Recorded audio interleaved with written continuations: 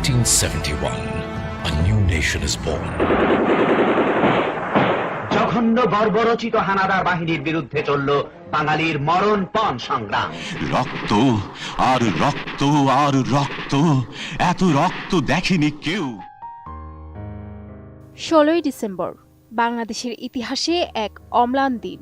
আজ এই বিজয়ের 54টি বছর পার হলো। 1971 সালের এই দিনে মুক্তিকামী মানুষ পাকিস্তানি সেনাদের হারিয়ে স্বাধীনতার পতাকা উড়িয়েছিলেন।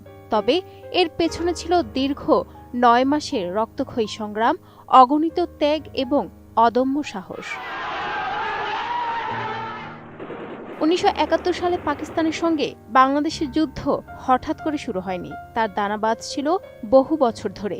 ভাষা আন্দোলন, 6 দফা, 1970 সালে গণঅভ্যুত্থান, অর্থনৈতিক বৈষম্য আর রাজনৈতিক বঞ্চনা ধীরে ধীরে ক্ষোভকে রূপ দেয় তীব্র প্রতিবাদে। 1970 সালের নির্বাচনে নিরঙ্কুশ বিজয় পেয়েও বাঙালির হাতে ক্ষমতা না দেওয়া ছিল বিস্ফোরণের শেষ স্ফুলিঙ্গ। 25 মার্চের কালো রাতে পাকিস্তানি বাহিনীর গণহত্যা যুদ্ধকে অনিবার্য করে তোলে। তখন আন্দোলন রূপ নেয় সশস্ত্র সংগ্রামে।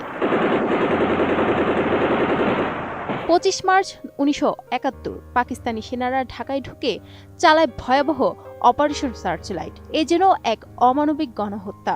রাজধানীর রাস্তাঘাট মুহূর্তেই রক্তে লাল হয়ে ওঠে। এই ঘটনায় পুরো শহর স্তব্ধ হয়ে পড়ে।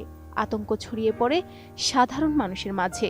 এরই মধ্য দিয়ে বাংলার মাটিতে শুরু হয় মুক্তিযুদ্ধের দীর্ঘ লড়াই। গ্রামের কৃষক থেকে শহরের ছাত্র, শিক্ষক, এমনকি নারীরাও অস্ত্র হাতে পাকিস্তানের বিরুদ্ধে সংগ্রামে ঝাঁপিয়ে পড়ে। নদী, খাল, জঙ্গল সবই হয়ে ওঠে যুদ্ধক্ষেত্র। গেরিলা যুদ্ধের কৌশল, রাতের আক্রমণ, ছোট ছোট দল বড় বাহিনীকেও হতবিহ্বল করে তোলে। নভেম্বরের শেষ দিকে যুদ্ধের দৃশ্যপট বদলে যেতে শুরু করে। বাংলাদেশ পরিণত হয় এক রণক্ষেত্রে।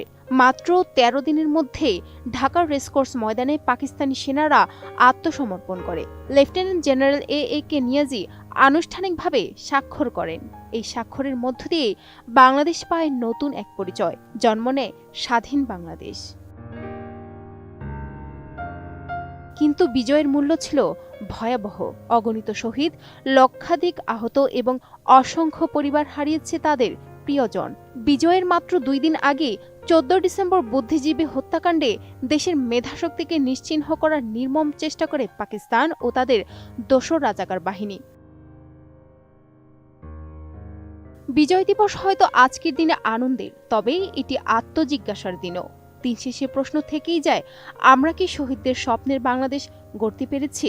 দেশের কোনায় কোনায় স্মৃতিস্তম্ভ, মুক্তিযুদ্ধের জাদুঘর, শহীদ মিনার সবই আমাদের স্মরণ করিয়ে দেয় এই স্বাধীনতা অর্জন সহজ ছিল না। 16 ডিসেম্বর আমাদের শেখায় মুক্তি অর্জন করতে হয় সংগ্রাম, একাত্মতা আর অদম্য ইচ্ছাশক্তির মাধ্যমে। প্রতিটি মানুষের ত্যাগ, প্রতিটি শহীদ আর প্রতিটি নারীর অসীম সাহস সব মিলিয়ে আমাদের ইতিহাসের এই গর্বময় অধ্যায়। বিজয় দিবস তাই শুধু অতীতের গল্প হিসেবে নয়, বরং এটি আমাদের ভবিষ্যতের দায়িত্ব, আমাদের চেতনার মাপকাঠি, আমাদের জাতীয় অহংকারের প্রতীক।